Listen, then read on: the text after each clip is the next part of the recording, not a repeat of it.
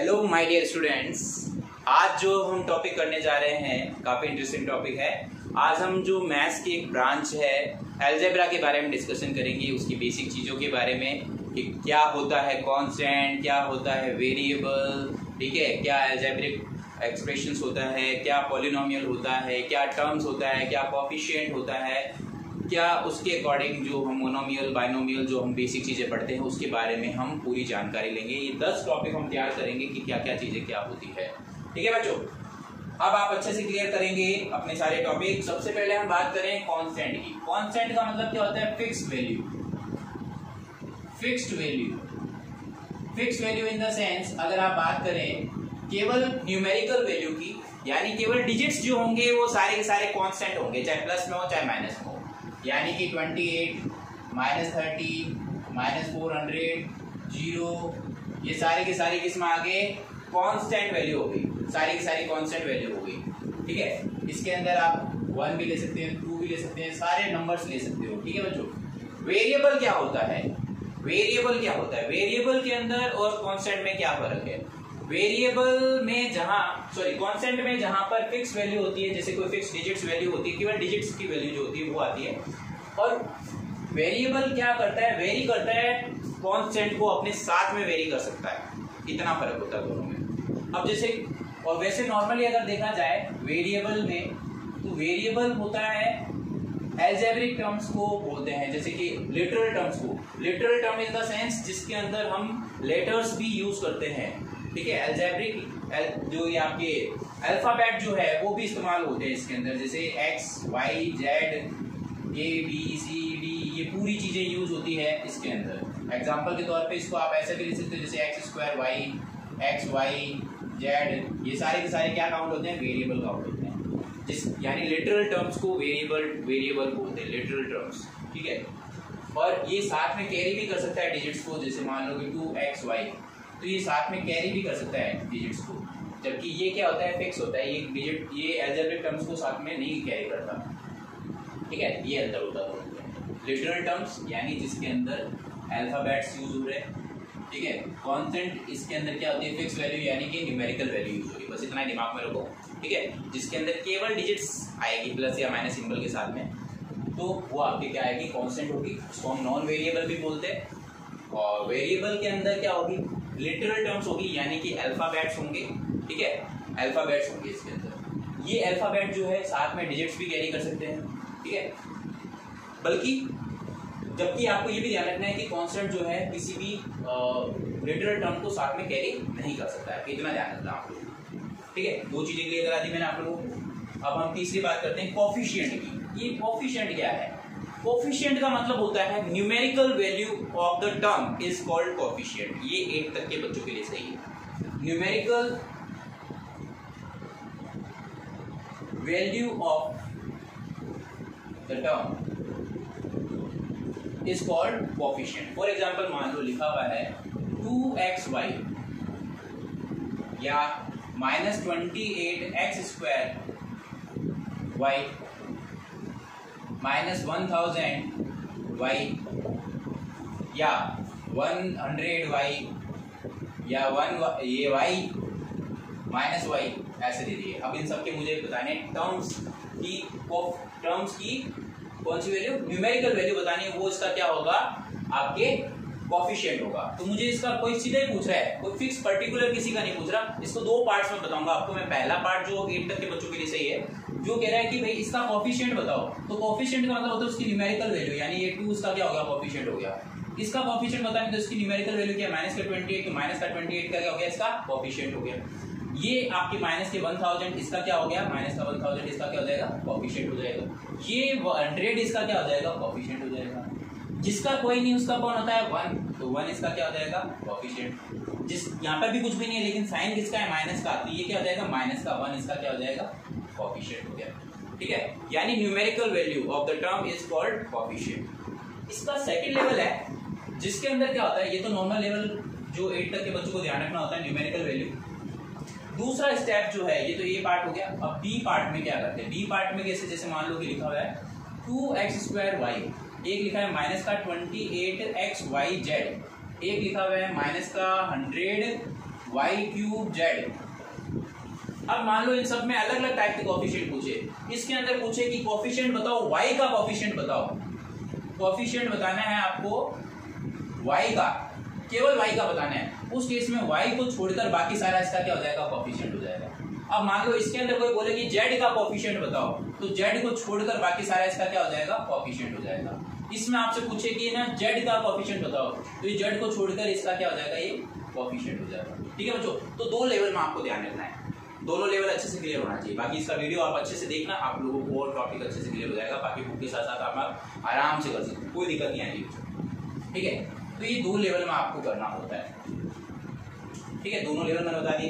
अब हम बात करते हैं एल्जेब्रिक एक्सप्रेशंस। एल्जेब्रिक एक्सप्रेशन क्या होता है? एल्जेब्रिक एक्सप्रेशन एक्चुअल में क्या होता है, ये एक कॉम्बिनेशन होता है किसका, कांस्टेंट का और वेरिएबल का। It is a combination of constant and variable, constant plus variable का कॉम्बिनेशन होता है।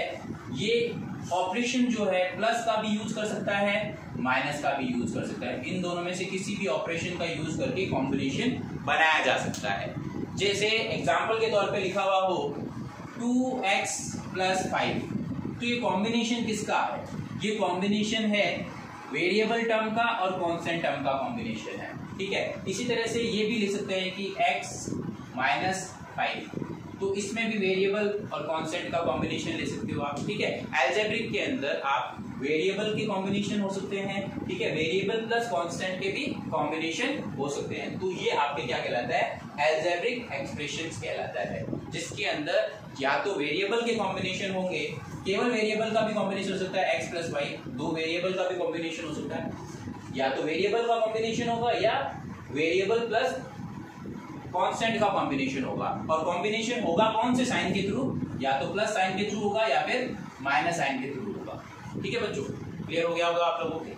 ठीक है, अब हम बात करते हैं टर्म्स की, कि टर्म्स होता क्या है। टर्म्स का पता कैसे लगाएंगे? टर्म्स का पता लगता है बच्चों, देखो दो पता कैसे चलेगा, ये दो टर्म्स है, यानी टर्म्स का पता आप लोग मल्टीप्लाई या डिवाइड साइन से नहीं करेंगे। जैसे फॉर एग्जांपल लिखा हुआ है 2x² y, इधर लिखा हुआ है 3xyz, तो इसका मतलब ये नहीं है कि ये 4 टर्म है, इसका मतलब ये नहीं है कि आपके 3 टर्म है, इसका मतलब ये है कि ये सिंगल टर्म है। ये सिंगल टर्म काउंट होती है। कब तक सिंगल टर्म काउंट होती है? जब तक कि इनके बीच में या तो हम प्लस साइन ना लगाएं या फिर माइनस साइन नहीं लगाएं। अगर इन दोनों के बीच में आपने प्लस साइन लगा दिया तो ये दो अलग अलग टर्म काउंट हो जाएगी। ये कितनी टर्म्स हो जाएगी? 2 टर्म काउंट हो जाएगी। यानी कि जिन वैल्यूज के बीच में प्लस या माइनस का साइन हो, उसके बेसिस पे हम डिसाइड करते हैं कि उसकी कितनी टर्म है। फॉर एग्जांपल मान लो यहाँ पर प्लस और माइनस के साइन कितने, उसके बीच में कितनी वैल्यू है, वो उसकी टर्म काउंट होगी। तो ये जैसे 1 2 3 4, तो टोटल टर्म कितनी होगी? 4। इसी तरह से और ले लो, x² y plus yz minus x minus 5, कितनी टर्म्स होगी इसकी भी? 1 2 3 4। तो टर्म्स का डिवीजन कैसे होता है? टर्म्स का डिवीजन होता है प्लस और माइनस के ऑपरेशन से। इससे पता चलता है कि नंबर ऑफ टर्म्स कितनी है। तो नंबर ऑफ टर्म्स मेरे ख्याल से आप लोगों को पता चलती होगी कैसे पता लगाते हैं। ठीक है, तो ये कॉम्बिनेशन जो होती है अलजेब्रिक एक्सप्रेशंस में, प्लस और माइनस के बीच में टर्म्स का पता लगता है। प्लस और माइनस के बीच में जो वैल्यूज आती है वो टर्म्स हो जाती है, ये टर्म्स काउंट होती है। तो ये कितनी कहलाएगी? टर्म्स काउंट होती है। कितनी टर्म्स है उसका पता कैसे चलेगा? प्लस और माइनस के बीच में जितनी वैल्यूज आ रही है वो सारी कितनी वैल्यू है उनको काउंट कर लो, वो उतनी टर्म्स काउंट हो जाती है। ठीक है बच्चों, अब आगे देखिए। अब टर्म्स में भी लाइक टर्म्स और अनलाइक टर्म्स कौन सी होती है? लाइक टर्म्स का मतलब ये नहीं कि जो आपको पसंद हो लाइक होगी, जो आपको पसंद ना हो अनलाइक टर्म्स होगी, ऐसा कुछ भी नहीं है। लाइक टर्म्स का मतलब है कि जिसका लिटरल वैल्यू जो होता है वो सेम होना चाहिए। ठीक है, literal value in the sense like terms में जैसे मान लो कि जैसे लिखा हुआ है 2xy माइनस का 3xy माइनस का 4xy या 38xy। तो इन सब में एक चीज नोटिस की कि सारे के सारे एक ही ब्रांड के हैं, यानी xy ब्रांड के सारे। तो लिटरल टर्म जिसकी सेम होगी उनको पास में लेके चले जाओ, तो वो क्या हो जाएगी? आप लोगों के लाइक टर्म्स हो गई। लाइक टर्म्स में एक चीज और आ सकती है, जितने भी कांस्टेंट वैल्यू होती है वो सारी की सारी लाइक टर्म्स ही होती है। Like terms in the sense 100 minus 100, ठीक है, 12 माइनस 12। तो ये सारी की सारी जो डिजिट्स कोई भी हो, न्यूमेरिकल वैल्यू जैसे 3 4 5 -4 3 1, ये सारी की सारी वैल्यू जो है न्यूमेरिकल वैल्यू भी सारी की सारी एक ही टर्म में आती है, वो सारी की सारी क्या होती है, कांस्टेंट टर्म होगी, तो वो अपने आप में ही एक लाइक टर्म हो गई। उसी तरह से जिनकी लिटरल टर्म सेम हो, यानी अल्फाबेट वाली जो वैल्यू होती है पीछे वाली x y या x स्क्वायर y या x स्क्वायर है तो x स्क्वायर वाली साथ में लेते हैं, x क्यूब वाली साथ में लेते हैं। तो जिनकी लिटरल टर्म सेम हो तो वो क्या कहलाती है, लाइक टर्म कहलाती है, और जिसकी लिटरल टर्म सेम ना हो तो वो क्या कहलाती है, अनलाइक टर्म कहलाती है। अनलाइक टर्म का एग्जांपल लेते हैं। Unlike term in the sense जैसे लिखा हुआ है, एक तो 2x ले लिया, दूसरा ले लिया कि 3y, तो ये दोनों तो अलग अलग टर्म्स की हो गए। तो ये x ये अलग ब्रांड का है, ये अलग ब्रांड का है, ठीक है, ये अलग ब्रांड का है, ये अलग ब्रांड का, दोनों की ब्रांड अलग अलग हो गई, तो ये साथ में कोई कनेक्शन नहीं है, तो ये साथ साथ में नहीं रहते। इनको अगर करेंगे भी तो जैसे हैं वैसे रहेंगे, आपस में सॉल्व नहीं होते। फिर जैसे माइनस का 2x स्क्वायर y लिख दिया, एक लिख दिया 3x y स्क्वायर लिख दिया, तो ये सारी की सारी अलग अलग टाइप के टर्म्स हो गए, तो इनको हम बोलते हैं अनलाइक टर्म्स। तो अनलाइक टर्म्स यानी अगर इसको हम प्लस माइनस से अगर कनेक्ट कर देते हैं ना, तो जैसे है वैसे के वैसे पड़े रहते हैं। फॉर एग्जांपल मान लो कि 2x प्लस 3y अगर हम करते हैं ना, तो इसका मतलब ये है कि इनमें कोई भी कनेक्शन नहीं होगा, ना तो ये ऐड होगा ना सब्ट्रैक्ट होगा, जैसे पड़े हैं वैसे पड़े रहेंगे। वही अगर यहाँ पर y की जगह x हो जाता तो ये सेम ब्रांड के हो गए, तो जो सेम ब्रांड के होते हैं वो आपस में ऐड भी होते हैं, सब्ट्रैक्ट भी होते हैं। तो ये 3x यानी 3 चॉकलेट थी, मान लो कोई दो अल्फाबेट, जो कोई भी दो आपकी फेवरेट चॉकलेट ले लो, कैडबरी मान लो कि x एक कैडबरी को रिप्रेजेंट कर रहा है, तो 2 Cadbury plus 3 Cadbury, total Cadbury कितनी हो गई, 5 कैडबरी होगी, तो आंसर क्या आएगा 5x। उसी तरह से अगर ये आप लोगों के जैसे 3x स्क्वायर माइनस के x स्क्वायर होता, ये भी सेम ब्रांड के हो गए, तो सेम ब्रांड है तो आप सब्ट्रैक्शन भी कर सकते हो। फॉर एग्जांपल मान लो कि आप लोगों के पास 3 चॉकलेट थी, तो x स्क्वायर किसी एक चॉकलेट की ब्रांड है, तो 3 चॉकलेट में से एक चॉकलेट कम होगी, तो कितनी चॉकलेट बची, 2 चॉकलेट बची, तो आंसर क्या आएगा 2x स्क्वायर। यानी कि एडिशन और सब्ट्रैक्शन करने के लिए जरूरी है कि वो टर्म जो है सेम हो, यानी कि लाइक टर्म्स होगी, तभी आप एडिशन और सब्ट्रैक्शन कर सकते हैं। ठीक है बेटो, अच्छे से क्लियर हो गया होगा आपके, ये आपको लाइक अनलाइक टर्म करा दी। अब इसका सबसे अहम टॉपिक है पॉलिनोमियल। ये पॉलिनोमियल वाला जो टॉपिक है ये आप लोगों के आगे तक काम आने वाला है, तो इस टॉपिक को आप अच्छे से समझ लीजिए बच्चों। पॉलिनोमियल होता क्या है, पॉलिनोमियल क्या होता है समझो। हालांकि मैंने प्रीवियस वीडियो इसमें जो डाले हुए हैं मेरे चैनल में, काफ़ी इसके बारे में बताया हुआ है, आप लोगों को जितनी रिक्वायरमेंट है उतना ही बता रहा हूँ, ध्यान से समझो इसको। पॉलिनोमियल में क्या होता है, एक एल्जेब्रिक एक्सप्रेशन, ऐसा एल्जेब्रिक एक्सप्रेशन जिसके अंदर 1 और मोर देन 1 टर्म हो, एक ऐसा एल्जेब्रिक एक्सप्रेशन जिसमें 1 और मोर देन 1 टर्म हो, बट इसकी जो पावर होती है, power of the term, power of the term, power of the variable, power of the variable in term is always a whole number। Power जो होती है वो होल नंबर होनी चाहिए, ऐसा नहीं है कि बीच में आप कोई माइनस का नंबर लेके आ जाओ या कोई फ्रैक्शन में नंबर आ जाओ तो वो पॉलिनोमियल में काउंट नहीं होते हैं। एग्जाम्पल के तौर पे लिखा हुआ है जैसे 2x square y plus xy लिखा हुआ है, तो कॉम्बिनेशन अगर मैं नॉर्मली इसको देखूं तो इसके अंदर सारी पावर जो है होल नंबर है। होल नंबर का मतलब पता है 0 1 2 3 4 ये पावर में है, तो इधर हमने देखा तो सब आराम से नॉर्मल चल रहा है, ये पॉलिनोमियल है। अगर कोई पावर जो है माइनस में आ जाए, जैसे माइनस का 2 आ जाए यहाँ, तो ये आपके क्या है पॉलिनोमियल में काउंट नहीं होगा। या कोई पावर जो है ऐसा आ जाए 2x माइनस में, ये फ्रैक्शन में लो, x की पावर माइनस के 1/3 yz, या पावर प्लस में भी हो, फ्रैक्शन में आ जाए किसी की भी पावर, अगर किसी भी पावर फ्रैक्शन में आ जाए तो भी वो पॉलिनोमियल में काउंट नहीं होता है। तो पावर हमेशा क्या होनी चाहिए, पावर हमेशा एक होल नंबर में आनी चाहिए। अगर होल नंबर में पावर है तो वो आपके पॉलिनोमियल है, नहीं तो वो आपके पॉलिनोमियल में काउंट नहीं होगा। अलजेब्रिक एक्सप्रेशन ऐसा होगा जिसके अंदर टर्म्स में वेरिएबल की पावर हम चेक करेंगे कि कहीं वो फ्रैक्शन में तो नहीं होना चाहिए, फ्रैक्शन में नहीं होना चाहिए, एक तो फ्रैक्शन में नहीं होना चाहिए, ठीक है, एक आपके क्या नहीं होना चाहिए, नेगेटिव नहीं होना चाहिए। इन दो चीजों का ध्यान रखेंगे, फ्रैक्शन और नेगेटिव नहीं होना चाहिए। क्या होना चाहिए, होल नंबर होना चाहिए, 0 1 2 3 4, ये पावर हो सकती है, तब तो वो क्या है, पॉलिनोमियल है, नहीं तो नहीं है। ठीक है, इतना सिंपल सी चीज ध्यान रखिए। पॉलिनोमियल बता दिया। अब आपको बताते हैं डिग्री क्या होती है। डिग्री क्या होती है, डिग्री ऑफ द पॉलिनोमियल। पता कैसे चलेगा कि डिग्री ऑफ पॉलिनोमियल है। अब आपसे कोई कहे कि भाई इसका पता लगाओ कि डिग्री कितनी है, तो डिग्री का पता कैसे लगाते हैं। डिग्री का पता लगाते हैं बहुत ही आसान तरीका है, 2x² + 5, एक लिखा है 2x³ + 3x² + x + 5। अब मुझे इसका डिग्री पता लगाना है, मुझे इसका डिग्री पता लगाना है कि डिग्री कितना है। तो डिग्री एक्चुअल में क्या होता है, डिग्री का मतलब होता है highest power of the term of the variable in the term is called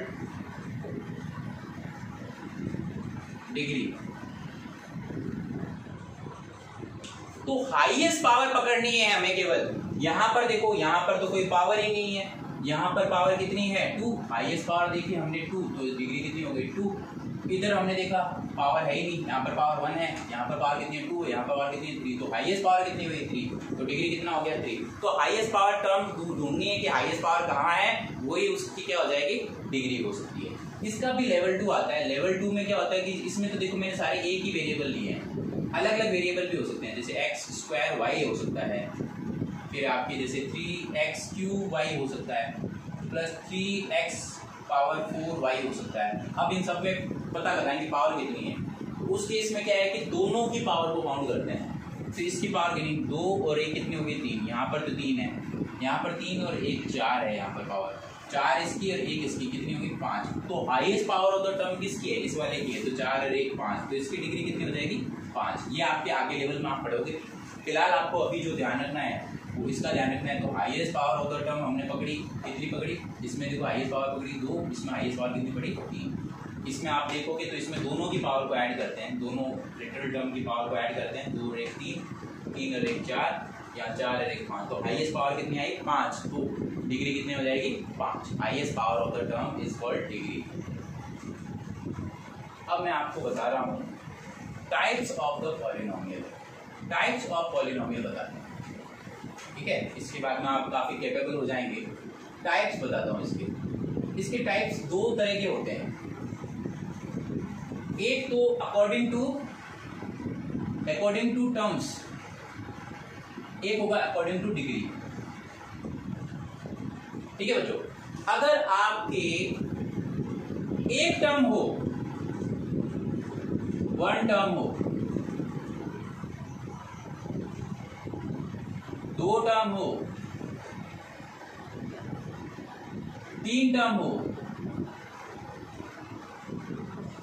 तो पता लगा सकते हैं कि कौन सा पॉलिनोमियल है। अगर आपके एक ही टर्म हो या 3 टर्म हो, 2 टर्म हो, तो पता लगा सकते हैं, आराम से पता लगा सकते हैं बच्चों। ठीक है, ये आप लोग पढ़ोगे भी, आपके सिलेबस के अंदर भी है, आप इसके बेसिस पे बता सकते हैं कि कितना होगा। उसी तरह से इसकी डिग्री के बेसिस पे पता लगा सकते हैं कि अगर किसी की 1 डिग्री हो, 1 डिग्री हो, तो कौन सा पॉलिनोमियल है, 2 डिग्री हो तो कौन सा पॉलिनोमियल है, 3 डिग्री हो तो कौन सा पॉलिनोमियल है, इसके बेसिस पे हम पता लगा सकते हैं। तो फिलहाल अभी जो मैं आप लोगों को ये जो क्लियर करवा रहा हूँ, ये आप लोगों के बेसिक वाला जो है, ठीक है, ये आप लोगों ने पहले भी पढ़ा होगा। इसको हम बोलते हैं मोनोमियल। ठीक है, तो जिसकी एक टर्म होती है उसको हम ये मैं इसके बाद में क्लियर करता हूँ, पहले इसको क्लियर करते हैं। अगर एक टर्म हो तो उसको हम क्या बोलते हैं, मोनोमियल। एक टर्म इन द सेंस जैसे xy, 2xy माइनस 3x²y, तो इन सब में टर्म क्या है, एक ही टर्म है। तो एक ही टर्म होगा तो क्या हो गया, 1 टर्म का मोनोमियल। 1 टर्म वाले को क्या बोलते हैं, मोनोमियल बोलते हैं। अगर एक से ज्यादा टर्म हो जाए तो उसको क्या बोलेंगे, बाइनोमियल। एक से ज्यादा यानी दो टर्म हो, दो टर्म का मतलब जैसे x प्लस वाई या एक्स स्क्वायर वाई प्लस 5 या 2x प्लस 5 या 2x माइनस 5, तो दो टर्म जिसके अंदर आएगी वो क्या कहलाएगी, बाइनोमियल कहलाएगी। तीन टर्म्स हो तो वो क्या कहलाएगा, ट्राइनोमियल कहलाएगा।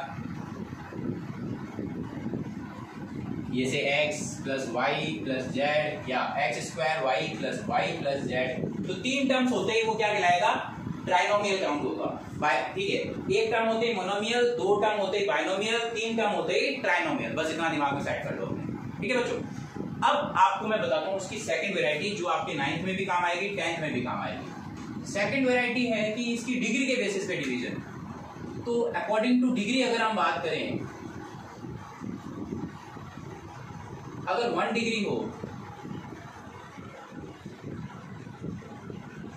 तो उसको लीनियर पॉलिनोमियल बोलते हैं। जैसे x प्लस 2, तो इसकी डिग्री कितनी है, 1 है, तो ये कौन सा हो गया, लीनियर पॉलिनोमियल हो गया, जिसके अंदर डिग्री जो होनी चाहिए केवल 1 होनी चाहिए। इसकी भी डिग्री 1 है, highest power of the term, तो ये क्या कहलाता है, इसका लीनियर पॉलिनोमियल काउंट होता है, लीनियर पॉलिनोमियल। दूसरा हम बात करते हैं, अगर डिग्री जो है 2 डिग्री आ जाए तो हम क्या करेंगे, डिग्री अगर 2 हो तो हम क्या करेंगे बच्चों, डिग्री अगर 2 है तो उसको हम क्वाड्रेटिक बोल देंगे। जैसे कि एक्स स्क्वायर प्लस वाई ले लो, तो इसकी डिग्री क्या है, 2 है, तो डिग्री 2 है तो ये क्या हो गया, आपके क्वाड्रेटिक हो जाएगा। एक्स स्क्वायर प्लस 5 ले लो, एक्स क्यूब नहीं, एक्स स्क्वायर माइनस 4 ले लो, तो इन सब में डिग्री हमने देखा कि डिग्री जो है इसकी क्या हो रही है, 2 है, तो डिग्री 2 है तो वो आपकी क्या काउंट होगा, क्वाड्रेटिक में काउंट होगा। इसी तरह से तीसरा ले लो, इसके अंदर क्यूबिक ले ले, तीसरे में क्या है, 3 डिग्री हो जाती है।